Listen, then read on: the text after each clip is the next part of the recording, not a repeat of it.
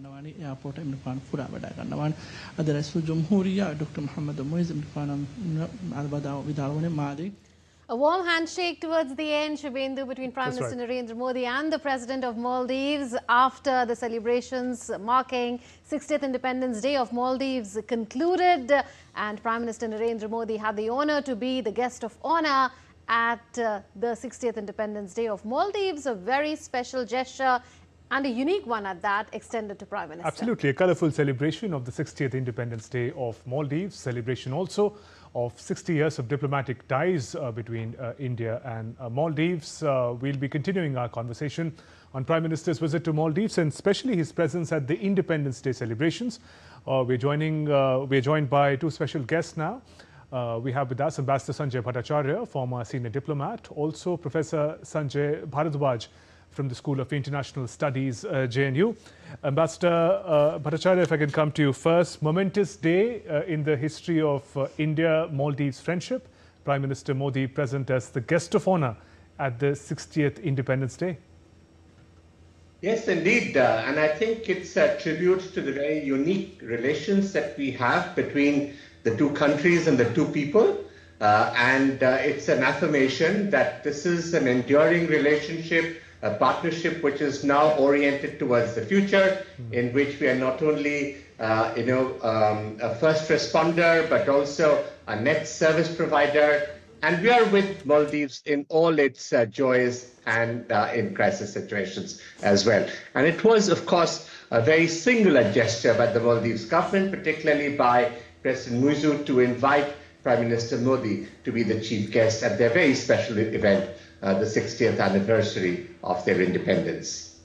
Absolutely. Coming to you, Professor Bharadwaj, very happy and festive streak we saw to their Independence Day celebrations in Maldives. We saw a parade by the MNDF, the Maldives National Defence Force, by their National Cadet Corps, as well as by school children and various other artists who performed various cultural performances there. How important do you think for this relationship was this invitation that was extended to Prime Minister Narendra Modi? And how do you look at how there has been a turnaround in this relationship? And do you now expect it to only move from strength to strength? Thank you, and let me congratulate the Maldivians that they have invited the world's largest democratic leader, Prime Minister Narendra Modi, as guest of honor on their Independence Day. And since the two countries, we say the common history, the common colonial regimes, that you can say that we had also been having a common journey in the Indian Ocean. In the tradition, when I was watching this celebrations, we can see that we also share the culture. We also share the ideas, thoughts, and you can say that many things that comes in the stories from the ancient period to till date. So the relationship, as Ambassador Bhattacharya correctly pointed out, is very unique relationship. It is not, none of the other countries are having that kind of unique relationship that India has. So, and they are celebrating 60th Independence Day along with the India-Maldives diplomatic relations that is also completing 60 years. We have been up and downs in recent past about the relationship, but I think the keeping the geostrategic and geo-economic significance of Maldives, India had extended all kinds of support and basically designated that one of the significant partner in the Indian Ocean. Maldives has also understood the hard realities that since we have very complex interdependencies and number of economic and political issues are interlinked with India, they cannot ignore India, they cannot replace India because of these unique relationship. And I think when we see the ground realities that India is a source of price stabilizers, or you can say that most of the essential consumable goods are imported from India that stabilize their inflation and gives a sustainable growth to their economy. Tourism, we are closely associated because of the common cultural history, and that the one of the nearest destinations that attracts to number of the tourists from Indian sites. But because of the number of policies in recent past by when Mohammad Yunus, Moizu, when he was contesting election, he had replaced from India first to the India out policy, and their ministers, they have given a loose statements about India. I think that adversely impacted their economy. And later on, they have realized that you cannot go ahead, you cannot sustain your economic growth without India. And I think that understanding has brought that today they are celebrating their Independence Day, along inviting Prime Minister Narendra Modi, who represents the largest functional democracy in the world. Absolutely. Let's now go to Ambassador Bhattacharya. Ambassador, we've seen a very comprehensive vision that was laid out in October 2024, and that towards the end says that there will be a high-level core group that will be constituted to oversee its implementation. Does this show that there is a lot of focus on not just pronouncing a vision, but also bringing it to its final conclusion? And some of the things have already been operationalized. For instance, the Ministry of Defense building that was inaugurated by the Prime Minister as well as President Moiz yesterday was a part of the vision document. It talked of having an FTA, it talked of having a bilateral investment treaty as well, and we know that now efforts are being made in that direction as well to conclude both these pacts, hopefully sooner than later, in the words of our Foreign Secretary Vikram Misri. So would you say that this is a very action-oriented, future-oriented document, and also a relationship besides, of course, being people-centric? Well, yes, of course. I think what is undeniable in this relationship is the fact that the people of the two sides are very intricately linked. There is a very shared common heritage and culture which binds the people together. But I'll go back to the document that was signed during the Maldives president's visit, the partnership, and it focused on two key areas. Of course, there were many points of discussion over there, but there were two key areas, being the economic cooperation and the question of maritime security, because that was the partnership that the document talked about. And I think on both, this was really an affirmation of the very close bonds that exist and the position that India has in terms of geostrategy in the region. In terms of economics, as we well know, there have been difficulties that the Maldives has gone through. And through all this, India has been a very, very true friend. And to some extent, I think what we did see at this visit, where Prime Minister was invited as a guest of honor, was that the Maldives side really came out with a comment which talked of India first. And that is a very strong affirmation of the very strong bonds that of interdependence, of reliability, of trust, and of confidence that exists between the two sides. The other aspect, which is about maritime security, is equally important, particularly because we are going through a period of geopolitical and geostrategic flux in which there are lots of changes taking place, not just across the world, but including the Indian Ocean region as well. You would recall recently Chagos was handed back to the Mauritius. The presence of many of the external powers in the region have continued and have expanded to some extent. And there are, of course, new challenges that have come up. And so in this particular context, the location and strategic importance of Maldives becomes very important. And the kind of role that they play with the external powers is also important. And I think in that particular context, there has to be an understanding and recognition of the fact not just that India is as I said, the first responder, but also a net security provider in the region. And I think in many ways, what we've seen, particularly in terms of the defense cooperation that is growing between the two sides and the increased exchanges at that level, is an indication that we are in the right direction. But of course, the crux of it and the beauty of it was really in the cultural and the people-to-people ties, because that forms the foundation. And we saw very beautiful glimpses of that at the Independence Day celebration as well. Right. Professor Sanjay Bharadwaj, great symbolism also for us to witness during this tour of Prime Minister to Maldives. If you look at when Prime Minister arrived in Male, being received in person by President Moitz and the whole of his cabinet, and now Prime Minister being the guest of honor. How do you also see these symbolisms playing a key role in fostering the people-to-people ties to the next level? But leaders show such warmth. What does it imply for people-to-people connect between the two countries? Yeah, as correctly pointed out, you know that our relations with Maldives, particularly when we talk about the security relations, these are much more reciprocal. That let's have address both countries' concerns altogether. But while we are coming the non-traditional security issues, while we are coming with the issues of the developments, I think India's relations is very much non-reciprocal. And in that non-reciprocal relations, we are trying to address number of issues. Either you talk about the food security or health security, or you can take energy security and all that. I think India has been very non-reciprocals, giving all kinds of support to these countries. While you're talking about the people-to-people contact, the cultural connection is very deep. But at the same time, you can also see that the good number of Maldivians, they are coming for the treatment to India.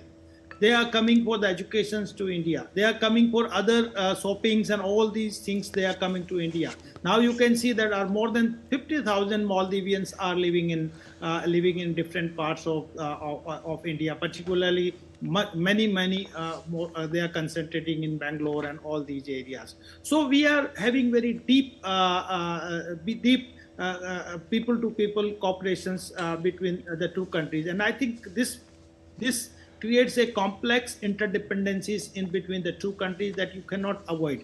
When it comes to the hardcore economic issues with the development of Maldives, we have said that Indian are the largest tourists in Maldives, and you know why in these MOUs there are two very important initiatives has been taken. One initiative is that we will have all kinds of transactions now in UPI.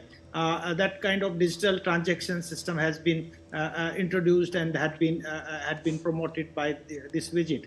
This would definitely reduce the tourist cost, because the tourism in Maldives is very costlier business. That Indians, they prefer to go to Thailand, they prefer to go to Vietnam and other parts of the world rather than going to Maldives is very close. Now, so first is that transactions would be through the UPI, and second is that we have also come out with the Hanimandu, airport has been initiated, and that would have a direct flight to the southern India, southern Indian states. So that will give a very cheap air flights to both the countries, people to come in the contact with each other, and that would boost the tourism in Maldives, and this would also develop a confidence between the two peoples, a understanding between the two peoples. If you will see that the people in the Maldives, they have their origin from the Indian in different states, particularly from Kerala and all that. They are people, they're settled. So they have very strong, deep matrimonial alliances. They have very deep and strong cultural alliances between the two countries. That was quite reflecting while they were celebrating that dancing and music and all that parade, and that quite visible what we have in India and Indian states. So you can see that this people-to-people contacts will definitely strengthen the understanding what the Maldivian people, for the political discourse, they were creating anti-Indian narratives, and they are talking India out, and that making defense as an issue between the two countries for their political discourse to come into power. But that the hard realities has been realized later on, and they have cultivated. They have again come out with India that let's have a good relations, good partnership, because they understand that it is the India who can help and who can come in the day of the crisis. And they have very ready examples what Sri Lankans has faced when there were economic crisis, when there were political crisis, and they were under the debt trap from the Chinese. What India has provided more than $4 billion to the Sri Lankans to come out these crises. And the same manner when there were health crisis in Maldives, when there were economic crisis in Maldives, that India has extended all kinds of support during COVID-19 and later on to come out there. This LOC, 4,850 crore rupees, is basically to develop the core infrastructures in Maldives. That would basically develop the greater Malay connectivity in greater Malay and all. That is a project. We have also been working to have high impact community development projects. There are around 47 high impact community development projects. 7 projects has been now announced during the Prime Minister Narendra Modi's visit. So you can see that these projects will definitely again have a very strong community impact or developmental impact in Maldives. There are 18 major projects that is also going on in Maldives, supported by the Indian state. And most important, there are around 4,000 social housing projects. Out of 4,000 and 3,300 housing projects would be now has been inaugurated by Prime Minister Narendra Modi's visit. So you can see that how much social, socially, culturally, economically, we have interlinked, or we have dependencies on each other, and you cannot avoid, you cannot replace by any extra regional powers. So these are all hard truth that has been understood by the Maldivian people. Right. Right, Ambassador, coming to you, you had also spoken of how there is a role that external players play in the region. If you could put that into context for us in terms of the India-Maldives relationship, especially in the Indian Ocean region, what are the imponderables here, and do you think that this relationship still stands strong? Well, there are actually 3 interconnected issues in the Indian Ocean region. The first, of course, is the aspiration for economic growth. The second is the how one deals with the issue of climate change, because it's something that island states in particular feel much more they are much more vulnerable in a sense to climate change effects. And the third, of course, is the geostrategic aspects of the change that is happening because of the geoeconomic shifts, the supply chains, and the Indian Ocean being the principal pathway or the sea lane of communication for a lot of this. So, in that particular context, you will understand that the Indian Ocean has become very important, and Maldives within it has acquired a special significance. 2015 was when Prime Minister had announced the Sagar Initiative, which was for security and growth for all in the region. And that was a very comprehensive idea, which kind of, in a sense, extended the idea of Indo-Pacific further towards, as we say, towards Africa, and include the entire Indian Ocean ambit in that. And that has yielded great results. And I think a lot of the island states and also the littoral states have now become part of this particular understanding, in which we have been able to develop complementarities so that we can have those 3 aspects of economic growth, how we deal with climate change, and how we address the question of geostrategic, geopolitical flux in a more comprehensive manner, in a more coordinated and cooperative way. And Maldives was really a part of this.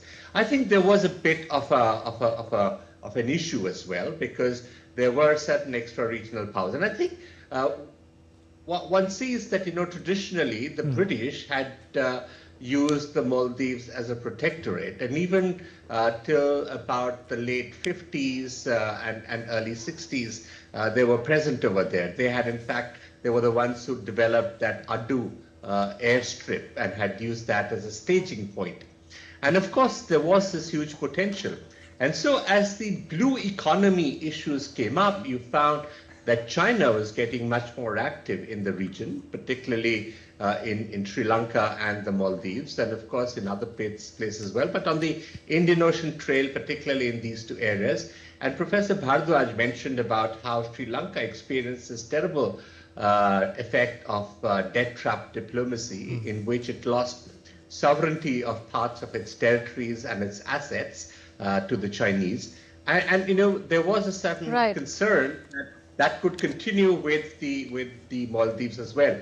And so these two aspects of debt trap and elite capture, which has been practiced by certain external powers, was something that, you know, the people of the country, particularly in Maldives, now need to be aware of, and to build more sustainable partnerships with people and countries that they have more faith in, more trust in, and are credible partners. So I think that is the broader context in which these changes are happening. But a lot of that will continue to unfold as the Indo-Pacific idea gathers even more momentum and blends with the idea of Mahasagar that Prime Minister articulated earlier this year. And that will give a more holistic approach towards dealing with these core issues. And Maldives will be a part of it. Right. Ambassador Bhattacharya, we'll continue with the conversation. Let's get some updates from the ground as well. DD India correspondent Shama Mishra is joining us from Male. Shama, we witnessed a colourful celebration of the Independence Day of Maldives, Prime Minister present as the guest of honour. Momentous occasion for the relationship between the two countries.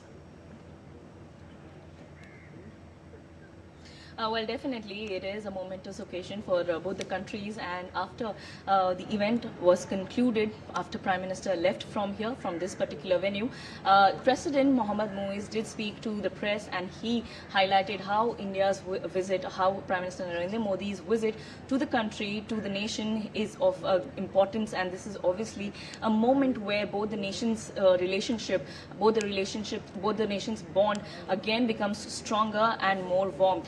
So like we have been saying that this is a reset, the relations have thawed. This is definitely a moment, this is definitely that moment, and with this particular event, this Independence Day celebrations, Prime Minister Narendra Modi's two-day visit to the archipelago concludes, and after this Prime Minister would be leaving back to India. But yes, the children, the kids who have performed over here, the cultural pieces, they were all excited, they were filled with pride because they were performing not just in front of their president but also in front of Indian Prime Minister Narendra Modi. And we did see a host of dignitaries who were present over here, both from the Indian and the Maldivian side, who were there part of the celebrations. And we did try to speak to some of the people over here. Everybody is filled with enthusiasm, everybody is filled with pride because their Prime Minister, because the Indian side's Prime Minister and their... And those visuals of Prime Minister Narendra Modi interacting and engaging with members of Indian diaspora with flags in their hands, dressed in traditional wear. Prime Minister concluding his visit to Maldives, historic visit, being the guest of honor at the Independence Day celebrations. And now, moment of handshakes, autographs and greetings between Prime Minister Narendra Modi and members of Indian diaspora in Male, Maldives. One can see the Indian diaspora is excited to meet the Prime Minister. There have been several occasions during the course of this visit when the Prime Minister met members of the Indian community. He met upon his arrival in Maldives. He's met on various occasions today, once earlier, and now again before he departs Maldives for India after concluding his two-day state visit to this archipelagic nation. Shama continues to be with us. Shama, if you could tell us about how the Indian community perceived the visit of the Prime Minister, how excited they were to meet him, what were their expectations? Do they stand fulfilled? Well, Munmun, I'll come to that part later in a bit. But we have Mohammed Saeed. He is the minister over here of Trade and Economic Development. Sir, you were here for the Independence Day celebrations. How do you see a leader so strong who's here for the Independence Day celebrations, and plus not just the 60 years of Independence Day, but also 60 years of diplomatic relations between both the nations? Shows the close relationship we have between our two countries. and it's a very positive development, I would say. And as you have seen, the ambience was very, very colorful and very well received by us, our team. So Prime Minister Narendra Modi giving autographs to a very excited Indian community in Maldives. There are around 60,000 members of the Indian community in Maldives. They are all gainfully employed there. Many are working as professionals. Many are working as traders there.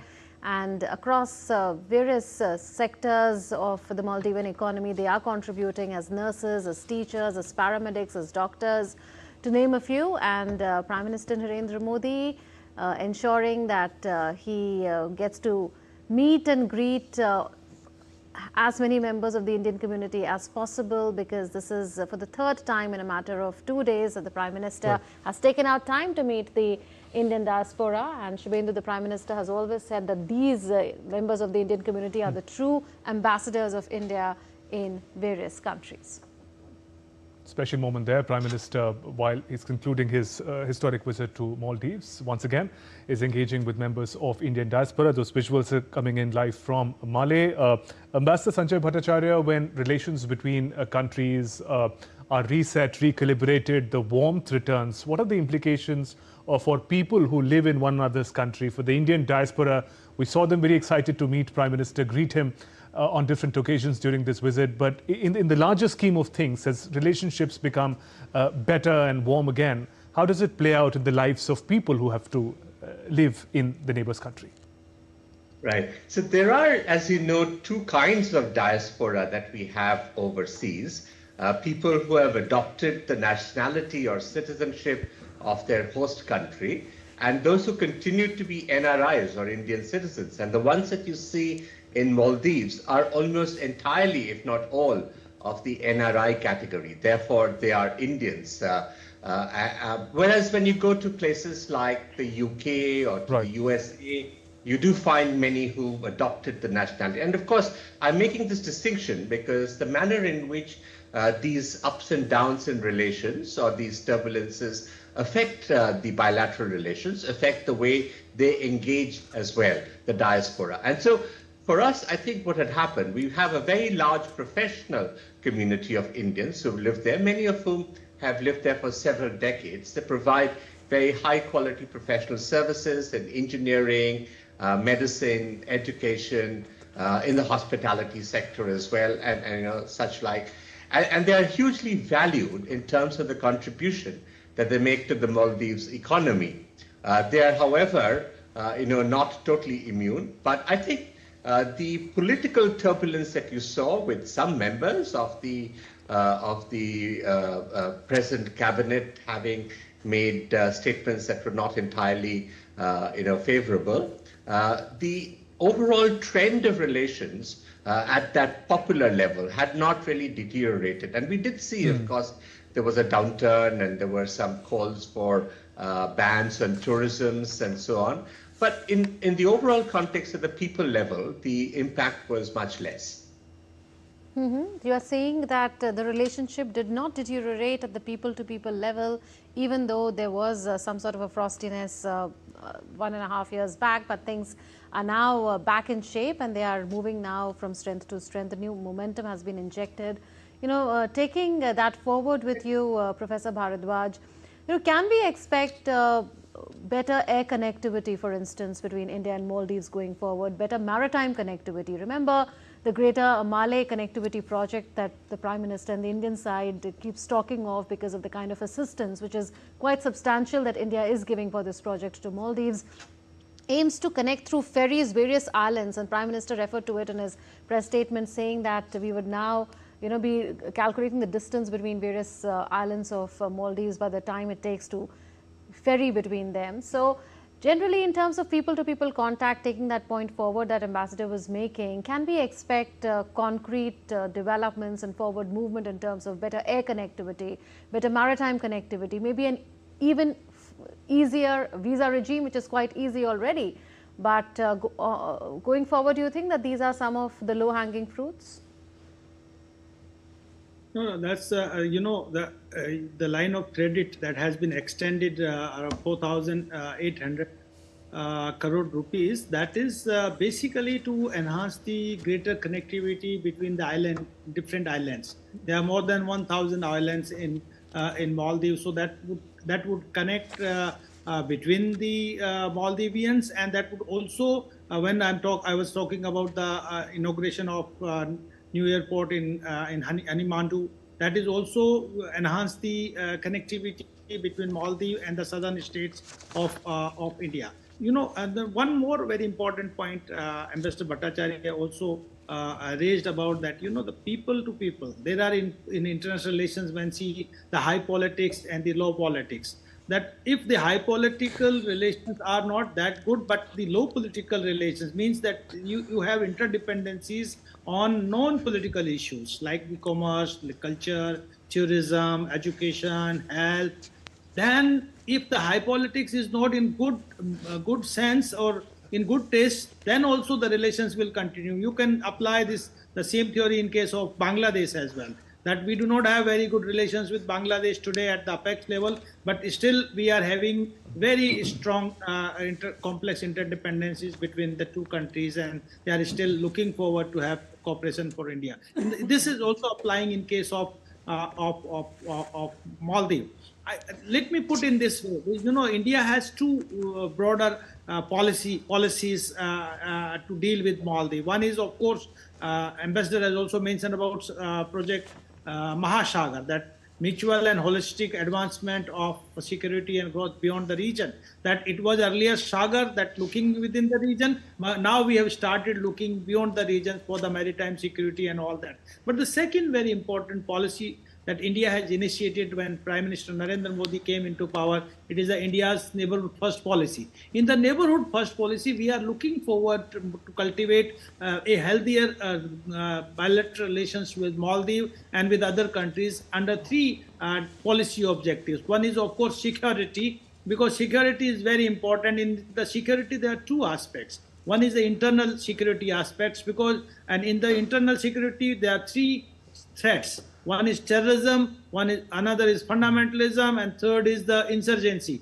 Maldives has also around 98% population of the Muslims, and that number of the outfits, that violent outfits from Pakistan, and they were trying to Islamize the Maldivian societies. That number of students, they were studying in the schools and the college and university and madrasas in Pakistan. So that is that we have assessed that this can also promote the Islamist outfits in Maldives. So we are cultivating that, let the secular democratic forces flourish in Maldives. Let's maintain the same. The second is the external security threats, that let's keep the extra-regional powers from the Indian Professor Ocean. Bharadwaj, I'll just pause you for a moment. We're getting some visuals from Male. Prime Minister Narendra Modi concluding his visit to Maldives.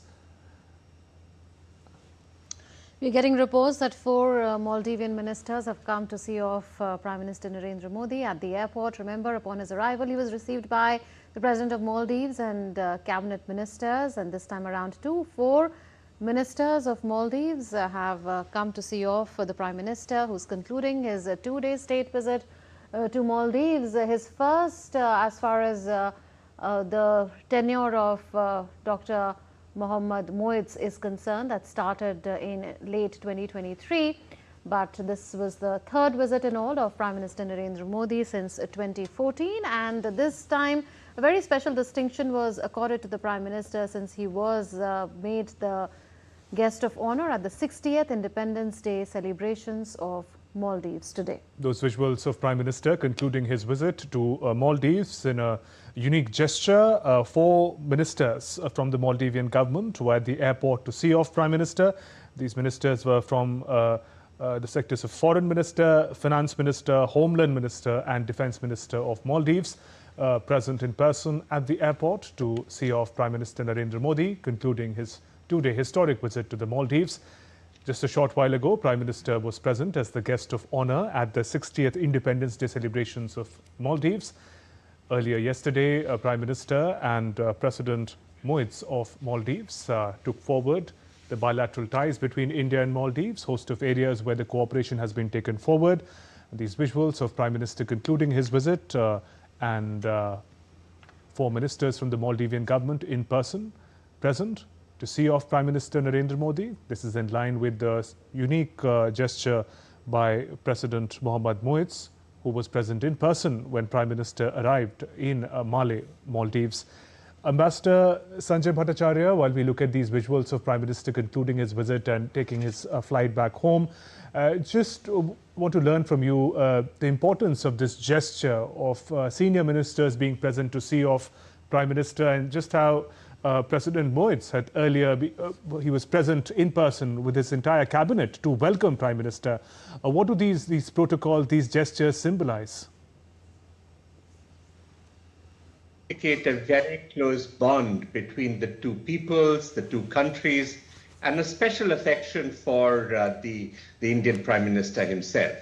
And I think if you just look at it in pure protocol terms, when you are invited as a guest of honor, you would expect a very high level of reception.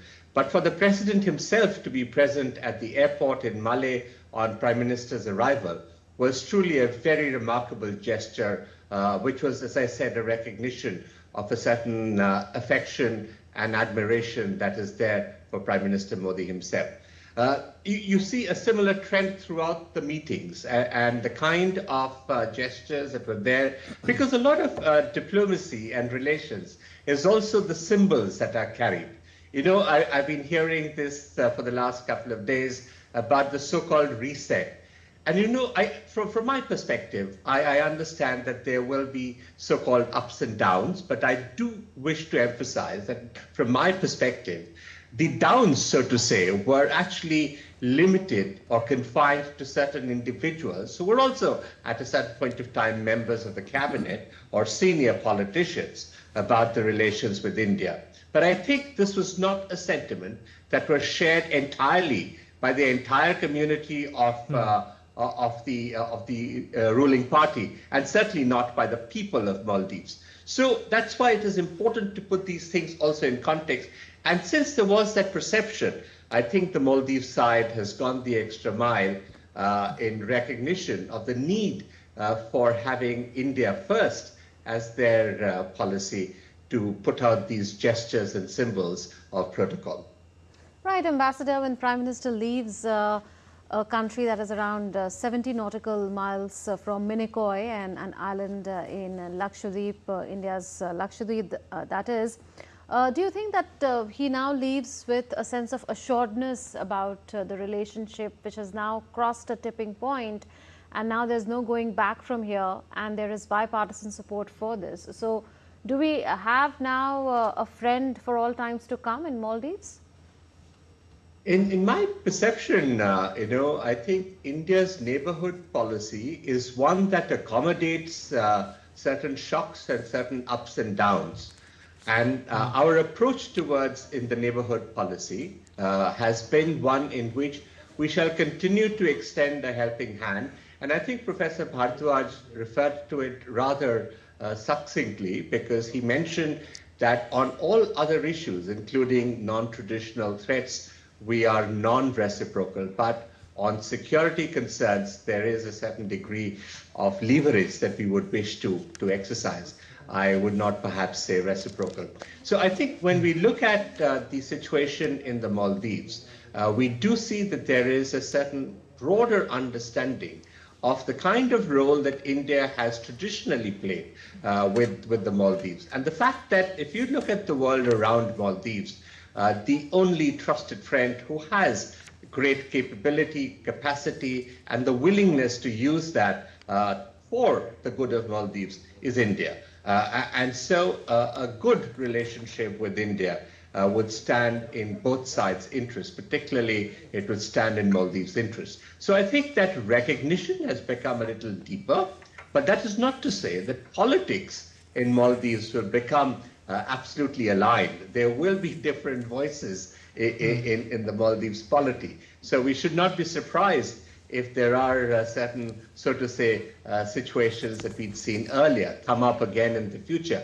But again, as I said, our steadfast policy will ensure that they will stay the course and we can look for common prosperity and security. Right. Professor Sanjay Bharadwaj, the areas of economic engagement that have been re-energized during this visit of Prime Minister are particularly significant. You earlier mentioned about the credit lines, but I want to talk about the significance of local currency settlement system, rupees and rufiya, rapid adoption of the UPI. There is also reference to finalizing a bilateral investment treaty after United Kingdom and India successfully concluded their FTA agreement and signed it. Now there is also talk about FTA with Maldives. Putting it all together, how significant do you think the economic engagement would be from here on between the two sides, India and Maldives? Let me put in this way. You know, India's under its neighborhood policy that we are trying to engage Maldives by four policy initiatives. One is, of course, that I talked about the basis of non-reciprocity, but the important point is that let's share the resources. A resource sharing formula would bring the two economies closer. Whatever the expertise Indian have, either in IT sector, technology, in capacity developmental projects, or like the others, training programs to the bureaucrats, police, defense personals, to let the Maldivians take the advantage, leverages of India's economic growth and or economic advancement and the technological advancement. So this resource sharing formula of India's under the neighborhood policy will definitely deepen the relationship between the two countries. There we are also looking for, because the trade volume between the two countries is around $550 million. I think once we will have this bilateral free trade agreement, the terms of reference has already been finalized by this meeting, that definitely it would increase the bilateral trades between the two countries, and to facilitate and to make more smooth transactions between the in the trades and terms of trades and the goods, that the UPI has also been introduced, so that there will be no much that the goods would not make much costlier. The second thing, we are just not engaging Maldives bilaterally. We are also trying to engage Maldives multilaterally. And in this multilateral platform, of course, we could not do much under SAARC, but we are trying to, like Indian Ocean Rim, that is also Maldives is the member. Under Mahasagar and Sagar projects, we are trying to engage with Maldives. We have also that project Sagar Mala, connecting with the coastal areas, coastal ports of Indian, that would definitely increase or reduce the export to Maldives next destination through the sea routes. So these kind of policy initiatives will develop a constructive engagement, or you can say that I would put it in this way, that India's constructive unilateralism in the neighborhood, particularly in Maldives, will definitely bring a sustainable development in Maldives. So under these policies, what would happen, and I'm also putting that in the larger Indo-Pacific strategy, while we are looking that free and open Indo-Pacific regions, let all the countries have free navigational rights for the trade, either energy trade or goods trades from the Arabian world to the Southeast Asian countries and South China, and there Maldives can become a security provider to all these countries. So how it will impact, that is most important aspects. It would impact while we are looking.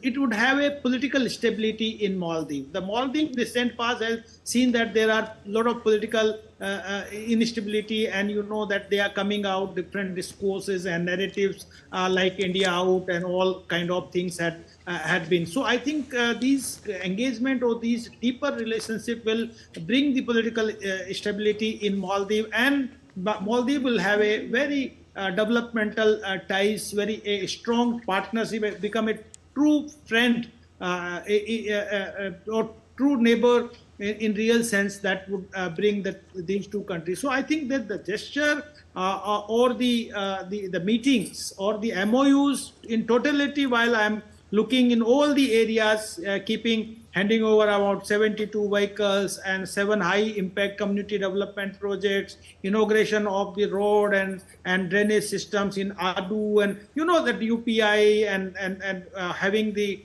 pharmaceutical and health sectors, all the MOUs that they are looking. It's not the security aspects is dominating in the relationship. The economic and developmental aspects are also significant components of this visit. So these strong, I think this is giving a very strong message that India is looking Right. that we will just not develop, let the neighbors also develop equally.